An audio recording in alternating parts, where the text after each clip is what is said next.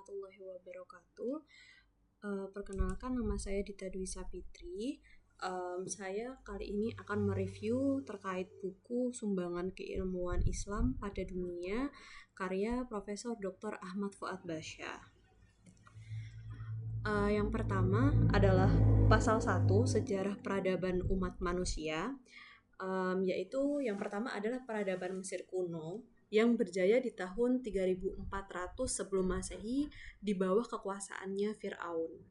Nah, di peradaban Mesir kuno ini ditemukan tulisan hieroglif di kertas papirus dan dinding-dinding kuil dan di beberapa piramida yang membahas bidang astronomi, kedokteran, geometri, dan lainnya.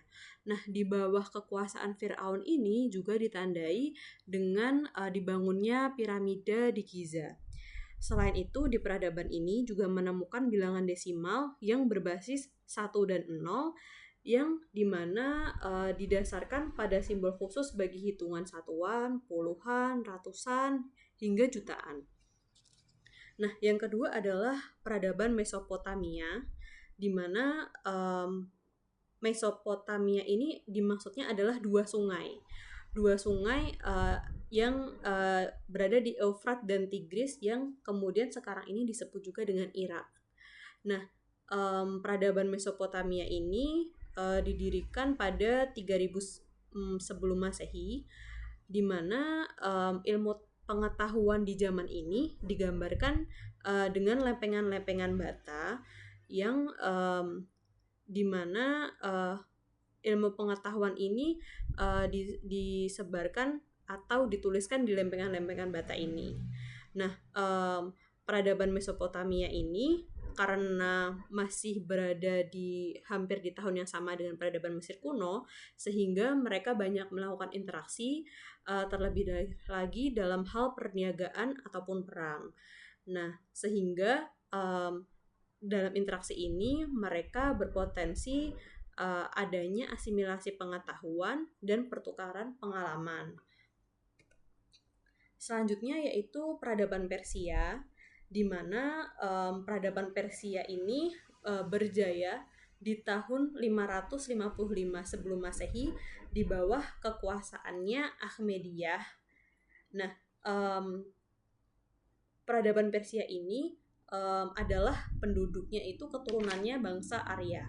Di bawah Ahmadiyya ini dia membangun pemerintahan yang tumbuh dan berkembang hingga menjadi imperium yang mencakup dari 20 bangsa.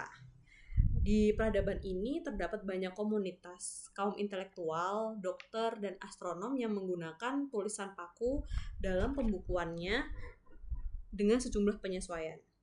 Nah, kekuatan ekonomi dan perdagangan ini di peradaban Persia ini mereka menguasai Teluk Arab sehingga peradaban ini menjadi cukup maju. Kemudian ada peradaban Poenesia. Nah, peradaban ini berjaya di tahun 980 hingga 936 sebelum Masehi melalui jalur perdagangan. Nah, mereka ini berjaya karena daerah Phoenix yang berada di Poenesia ini strategis karena merupakan satu-satunya jalur lalu lintas internasional antar berbagai benua di masa lalu. Ya, ini menyebabkan di peradaban ini perniagaan itu menjadi sangat maju. Nah, penemuan yang cukup berprestasi di peradaban ini adalah adanya abjad Phoenicia yang menjadi referensi utama huruf abjad di dunia saat ini.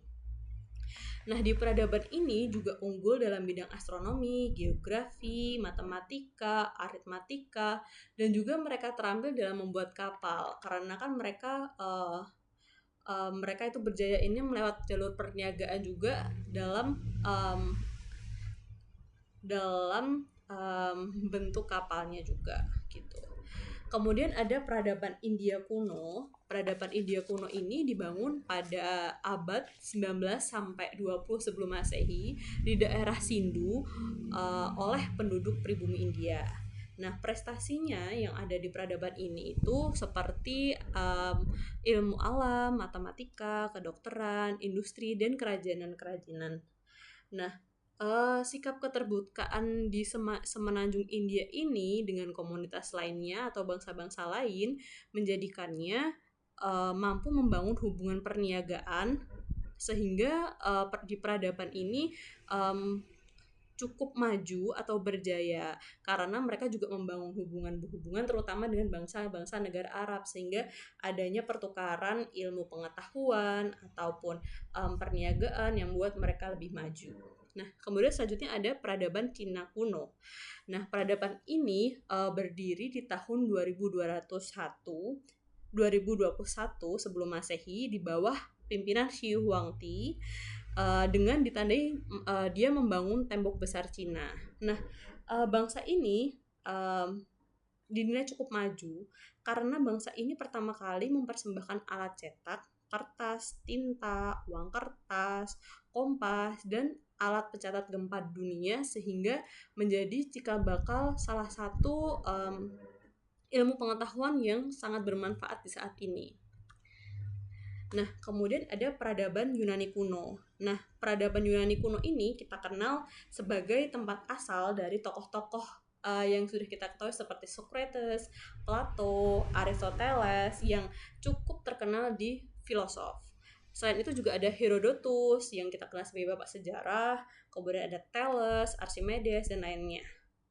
Nah, tokoh yang ada di Yunani kuno ini salah satunya adalah Alexander Makedonia, di mana dia itu berhasil menaklukkan Mesir dan mendirikan kota Alexandria yang kita ketahui itu sangat terkenal di zaman dahulu karena sebagai pusat peradaban populer, di mana di tempat itu sebagai pusat ilmu pengetahuan, kemudian ilmu budaya yang menjadi role model zaman dulu, di mana ilmu pengetahuannya ini bertumpu pada filsafat dan metode rasional yang logis.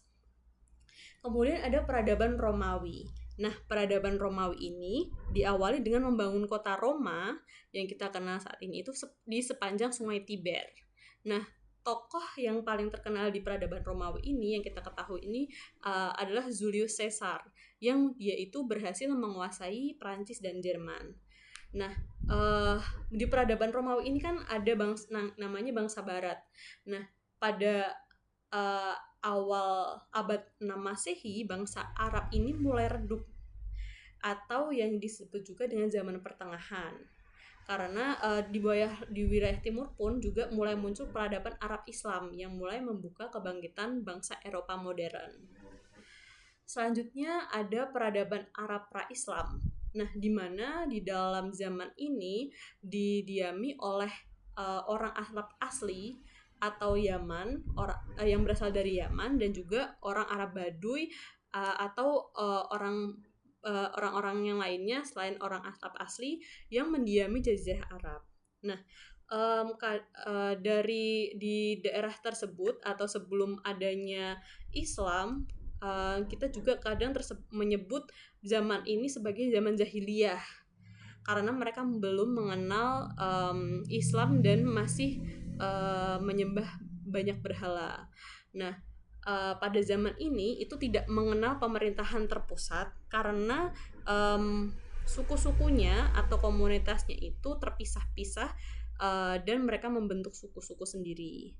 Nah, peristiwa yang bersejarah di zaman ini itu seperti terjadinya penghancuran tentara bergajah yang dipimpin oleh Abraha yang kita kenal dengan tahun gajah yang seperti disebutkan dalam surat Al-Fil di Al-Quran.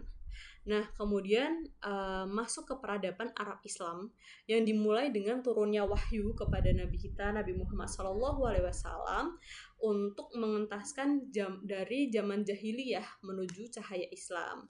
Nah, pada zaman ini, setelah mendapatkan wahyu, Rasulullah melakukan dakwah untuk menyebarkan agama Islam. Nah, salah satu di peradaban Arab Islam ini yang paling terkenal adalah Khalifah Harun ar-Rasyid, yang dimana dia waktu kepemimpinan beliau ini berhasil membuat wilayahnya menjadi pusat perdagangan internasional dan kiblat bagi ilmu dan sastra. Kemudian ada peradaban Eropa modern. Nah, peradaban ini bangkit di abad 15 Masehi dengan munculnya banyak tokoh sastra, politik, dan keagamaan. Nah, dari peradaban ini mereka melakukan studi dan riset dari buku yang berbahasa Arab, yang mereka gunakan sebagai referensi utama, dan mereka melakukan pembaharuan atau revolusi atas pengetahuan tersebut, kemudian merekonstruksinya dan membuka kemajuan peradaban. Nah, seperti mereka membuat mesin-mesin atau alat-alat seperti mesin cetak untuk permulaan tersebarnya pengetahuan. Nah, kemudian kita masuk ke peradaban ilmu dan teknologi modern. Nah, di peradaban ini terjadi revolusi industri, di mana sebelumnya tadi kan ada peradaban Eropa modern. Nah, dari sini terjadi revolusi industri yang ditandai dengan berdirinya pabrik-pabrik mekanik, di mana banyak mengubah bahan mentah yang bisa menjadi barang produksi dalam skala besar. Nah, revolusi ini berdampak pada menghasilkan penemuan-penemuan ilmiah yang baru seperti mikroskop, teleskop, dan lain-lainnya, di mana mendukung munculnya ilmu pengetahuan baru, sehingga atas perubahan ilmu pengetahuannya ini perlu disikapi dengan mendalami metode baru yang lebih kompetitif dan keyakinan mendalam agar tidak menyalahgunakan teknologi tersebut. Kemudian pasal 2 kita lanjut, ada kebangkitan ilmiah di era peradaban Islam. Yang pertama adalah ajaran-ajaran Islam yang suci, di mana agama Islam itu sendiri menempatkan ilmu pengetahuan sebagian bagian dari iman dan ibadah. Seperti yang ditegaskan oleh Nabi Muhammad SAW, menuntut ilmu adalah kewajiban bagi setiap muslim. Nah, dengan kita mempelajari ini muncul kesadaran bahwa alam adalah ayat Allah atau tanda-tanda kebesarannya. Nah, kemudian ada universalitas bahasa Arab. Nah, bahasa Arab menjadi bahasa ilmu pengetahuan internasional pada masa keemasan Islam. Bahasa Arab itu memiliki sistem gramatika yang terstruktur, logis, dan fleksibel yang sangat cocok untuk menulis teori ilmiah. Nah, yang seperti kita ketahui, kata-kata yang terkenal seperti aljabar, al-qari, algoritma, alkemi itu sebenarnya berasal dari bahasa Arab atau akar-akar Arab. Nah, kemudian ada penerjemahan, penulisan, dan klasifikasi ilmu pengetahuan. Nah, umat Islam memulai gerakan penerjemahan besar-besaran di Baitul Hikmah di Baghdad untuk melakukan penerjemahan, penulisan, dan klasifikasi ilmu pengetahuan ini. Yang mereka lakukan adalah karya-karya dari bangsa lain seperti Yunani, Persia, dan India. Mereka terjemahkan ke dalam bahasa Arab, kemudian mereka menyempurnakan dan mengembangkan karya-karya atau ilmu pengetahuan tersebut. Nah, kemudian mereka mengklasifikasikan ilmu tersebut menjadi ilmu nakliyah dan ilmu akliyah. Nah, kemudian ada komunitas ilmiah, di mana komunitas ilmiah ini seperti munculnya madrasah, observatorium, rumah sakit, dan perpustakaan sebagai pusat riset untuk mengembangkan ilmu-ilmu pengetahuan yang sudah ada saat itu. Kemudian ada tradisi halakoh ilmiah atau diskusi melingkar di masjid yang menjadi cikal bakal universitas modern. Nah, kemudian ada perkembangan ilmu dalam Islam didukung oleh komunitas ilmiah yang hidup, kolaboratif, dan beretika. Selanjutnya ada kepribadian ilmiah dan nilai-nilai peradaban. Nah, ilmuwan Islam memiliki karakter rendah hati, jujur, sabar, dan mencintai kebenaran. Keilmuan yang disertai akhlak mulia dan tanggung jawab sosial. Nilai-nilai seperti ikhlas, amanah, dan tanggung jawab itulah yang menjadikan ilmuwan Islam dihormati di seluruh dunia. Nah, metode eksperimen ilmiah. Metode eksperimen ilmiah ini dalam peradaban Islam, di mana ilmuwan Islam ini memperkenalkan metode eksperimen dan observasi langsung dalam riset ilmiah. Prinsip utama yang diterapkan atau yang dipegang oleh ilmuwan Islam pada zaman itu adalah ilmu itu harus dibangun atas pengamatan, bukan dugaan. Nah, eksperimen ini menggantikan tradisi spekulasi atau spekulatif dari filsafat Yunani, di mana tidak hanya spekulasi tapi harus dilakukan pengamatan atau aksi dari sebuah teori. Kemudian ada metode ilmiah kontemporer, di mana dari metode ilmiah kontemporer ini memunculkan adanya madrasah, observatorium, rumah sakit, dan perpustakaan sebagai pusat riset. Nah, lanjut lagi, pada peradaban ini ada banyak munculnya ilmu pengetahuan baru yang bermacam-macam, seperti matematika, fisika, kedokteran, dan farmasi, dan banyak hal lainnya. Nah, seperti yang pertama yaitu matematika, di mana sebenarnya matematika ini telah ditemukan atau dirumuskan pertama oleh bangsa Mesir kuno, seperti tadi ditandai dengan ditemukannya desimal 1 dan 0. Kemudian bangsa Arab ini memperbaiki bentuk angka dari bangsa India yang dikenal dengan Al-Arqam Al-Hindiyah, yaitu seperti angka-angka 1, 2, 3, 4, 5, 6, 7, 8, 9. Nah, tokoh bangsa Arab yang kita kenal seperti Al-Khawarizmi ini memperkenalkan aljabar dan algoritma. Kemudian ada lagi tokoh Umar Khayyam yang mengembangkan geometri dan aljabar kubik serta menyusun kalender solar yang akurat menggunakan atau menerapkan ilmu matematika. Yang kedua adalah fisika. Fisika ini sebenarnya ilmu fisika ini sebenarnya sudah diterapkan oleh banyak bangsa dalam kesehariannya, seperti penggunaan katrol oleh bangsa Mesir kuno dan pembuatan tembaga berwarna kuning oleh bangsa Yahudi. Nah, tokoh Islam dalam hal fisika ini yang salah satu yang terkenal adalah Ibnu Al-Haytham atau disebut dengan Al-Hazan, yang dimana beliau adalah bapak optik modern yang menulis kitab Al-Manazir tentang cahaya dan penglihatan. Selain itu juga ada tokoh terkenal lain lagi yaitu Al-Biruni, di mana Al-Biruni ini meneliti gravitasi, gerak, dan kepadatan zat. Selanjutnya ada ilmu astronomi dan meteorologi, di mana sebenarnya dari zaman dahulu bangsa-bangsa lain itu juga sudah menggunakan ilmu astronomi ini, terlebihnya seperti untuk menghitung tahun berdasarkan matahari oleh Mesir kuno. Selain itu juga ilmu ini digunakan untuk menentukan hari dan waktu oleh bangsa Babilonia. Nah, tokoh Islam yang salah satu yang terkenal yang menggunakan atau mendalami ilmu astronomi ini adalah Al-Battani, di mana beliau menyusun tabel astronomi akurat dalam memprediksi gerhana.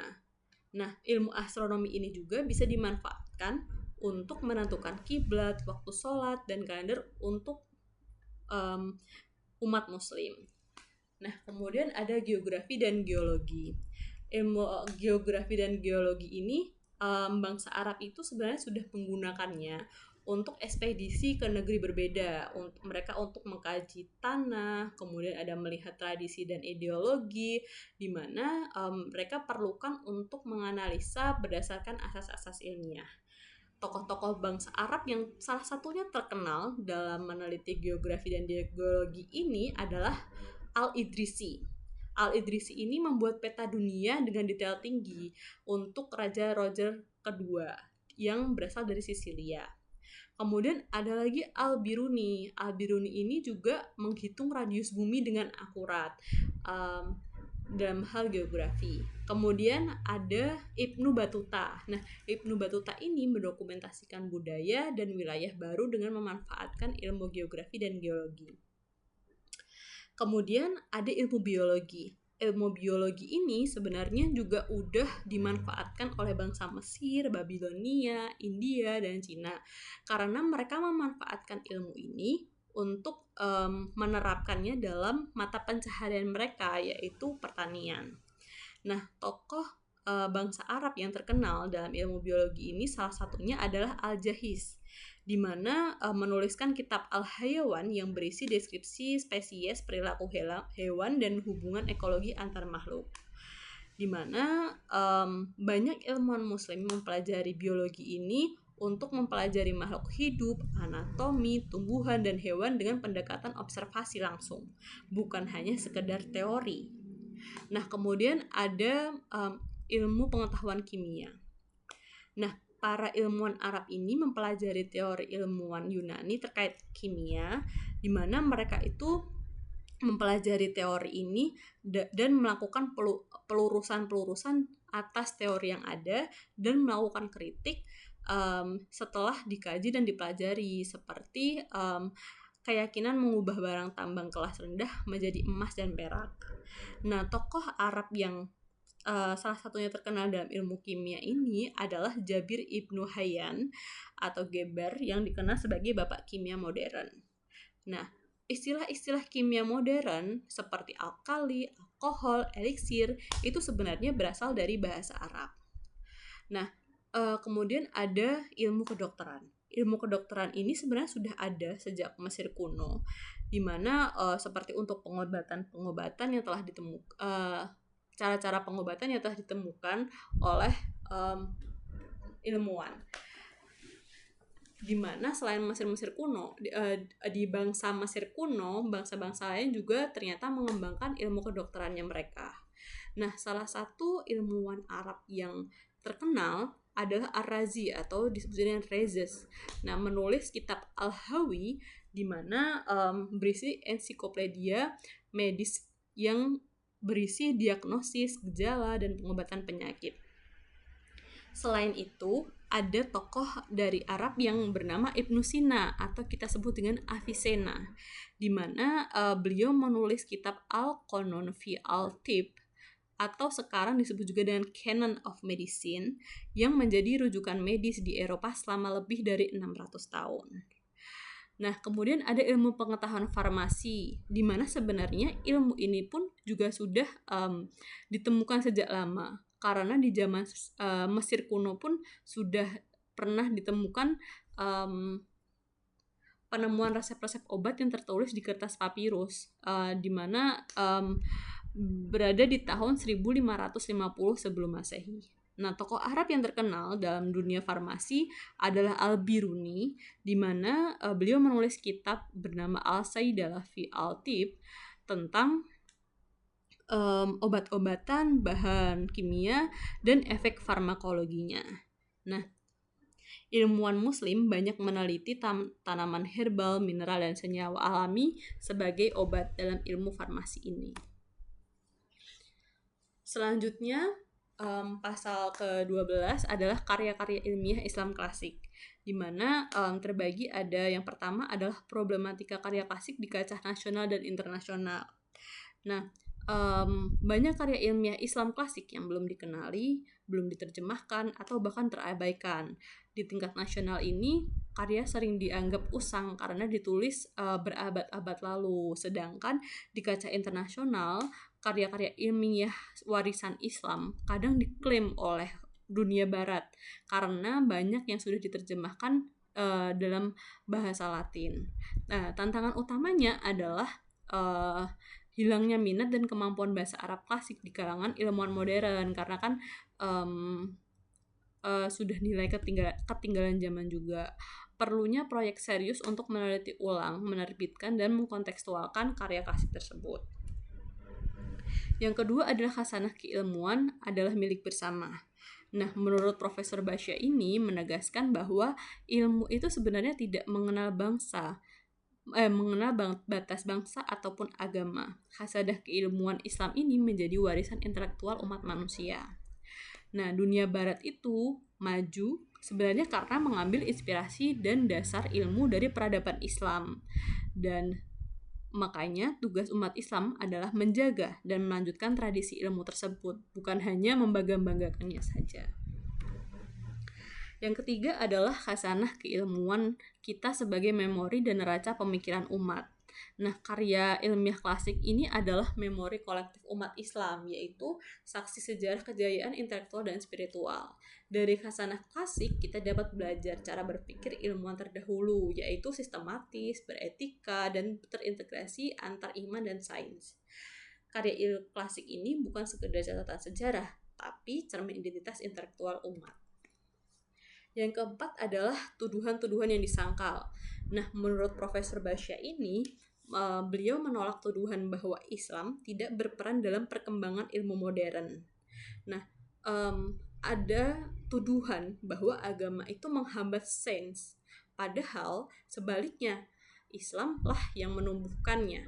Banyak sejarawan barat yang sengaja menghapus jejak-jejak ilmuwan muslim atau menyebutnya pengulas Yunani. Padahal sebenarnya banyak ilmu-ilmu tersebut yang berasal dari ilmuwan muslim yang kemudian diterjemahkan dalam bahasa Latin atau Yunani. Nah, para ilmuwan Islam ini melakukan inovasi orisinal yang kemudian menjadi fondasi sains modern seperti optik, aljabar, eksperimen ilmiah, dan lain-lain yang sudah dijelaskan tadi sebelumnya. Dunia ini perlu disadarkan bahwa puncak rasionalitas ilmiah berakal dari pandangan dunia Islam. Pengetahuan itu harus dikembalikan pada nilai spiritual dan etika yang dahulu melahirkannya. Nah, kemudian ada khasanah keilmuan kita merupakan bekal untuk masa sekarang dan masa depan. Nah, diketahui sebelum peradaban Islam, periode ini menjadi pondasi awal ilmu rasional dan filsafat. Tetapi belum mengenal eksperimen dan etika ilmiah seperti pada masa peradaban Islam. Nah, seperti diketahui tokoh-tokoh yang terkenal itu seperti Socrates, Plato, Aristoteles, dan Archimedes di bidang kedokteran, di bidang matematika. Sedangkan pada masa keemasan Islam, masa ini menyatukan antara wahyu, rasio, dan eksperimen dengan menjadikan ilmu sebagai ibadah dan alat memahami ciptaan Allah. Tokoh yang terkenal seperti Al-Khawarizmi di bidang matematika, dan Ibnu Sina di bidang kedokteran, dan ada Al-Biruni di bidang geografi. Setelah peradaban Islam, periode di mana karyawan ilmuwan Islam diterjemahkan ke Latin dan mengalami yang disebut dengan kelahiran keilmuan kembali, yang seiring waktunya itu ilmu itu menjadi terlepas dari nilai spiritual. Nah, banyak tokoh-tokoh seperti Galileo Galilei dalam bidang metode ilmiah, Kepler di bidang astronomi yang menggunakan kelahiran kembali ilmu tersebut sehingga menjadi esensnya nilai spiritual itu hilang. Kesimpulannya dari buku ini yang saya tangkap, buku ini itu pada dasarnya menggambarkan bagaimana peradaban Islam melahirkan masyarakat ulil albab, yaitu peradaban yang melahirkan ilmuwan yang berpikir mendalam tapi tetap rendah hati, menggabungkan akal, iman, dan etika, dan menjadikan ilmu sebagai ibadah dan jalan mengenal Allah. Seperti yang tertuang pada pasal 2, yaitu kebangkitan ilmiah di era kebangkitan Islam, membahas ajaran Islam yang mendorong penelitian dan berpikir, di mana itu seperti fungsi tafakur. Kemudian dari pasal 3-10 yang berisi tentang ilmu pengetahuan seperti matematika, astronomi, kedokteran itu menunjukkan hasil tafakur ulil albab dalam bentuk karya ilmiah. Selanjutnya adalah pasal 11 yang dimana mengajak untuk menghidupkan kembali semangat ulil albab agar warisan ilmu itu menjadi bekal masa depan. Saya kira sekian review buku dari saya. Saya mohon maaf jika ada kesalahan kata atau silap kata selama saya presentasi ini. Wassalamualaikum warahmatullahi wabarakatuh.